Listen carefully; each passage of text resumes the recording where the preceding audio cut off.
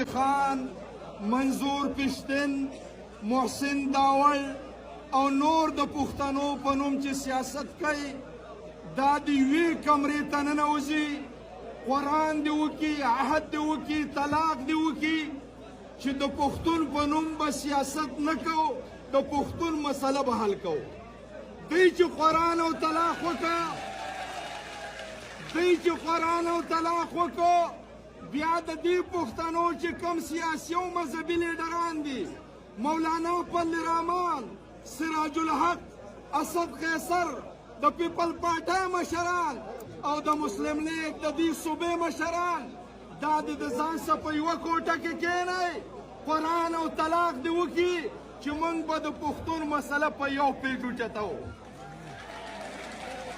چې کله پښتون کې ملي وحدت پیدا شو، قومي وحدت پیدا شو، دې پښتون خو انګریز غلولی دی، دا لا څوک دي؟ نعره تکبیر! موږ په باجوړ کې، موږ په خپله خاوره. بله درته وایم، قومي وحدت جوړ شو، پښتانه مشرانو په کوټه کې قرآن او طلاق وکړه.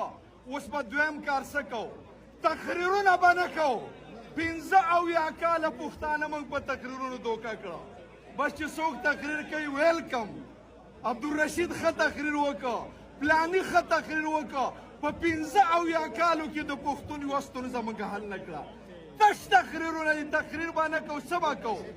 دا پښتانه مشران به لاړ شي، په اسلام آباد کې به د سیاسي او د عسکري قیادت سره کینی، د عین کتاب به راواخلي، پاڼې په پاڼې به یې واړئ، د آرټیکل 1 نه به شروع وکړي چې د پاکستان عنوان متعین کوي، آرټیکل 2 ته به راشي چې د پاکستان جغرافیه متعین کوي، آرټیکل 3 ته به راشي چې د پاکستان نظام متعین کوي، آرټیکل 4 ته به راشي چې ماته کوم حق راکوي، آرټیکل 9 او 10 ته به لاړ شي.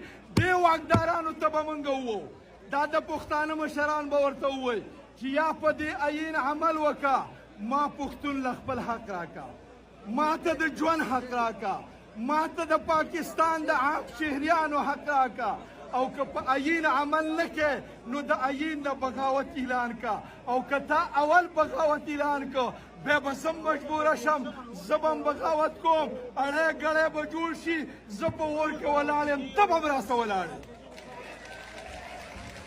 دا خبره سمه ده که ورانه ده؟ سمه ده.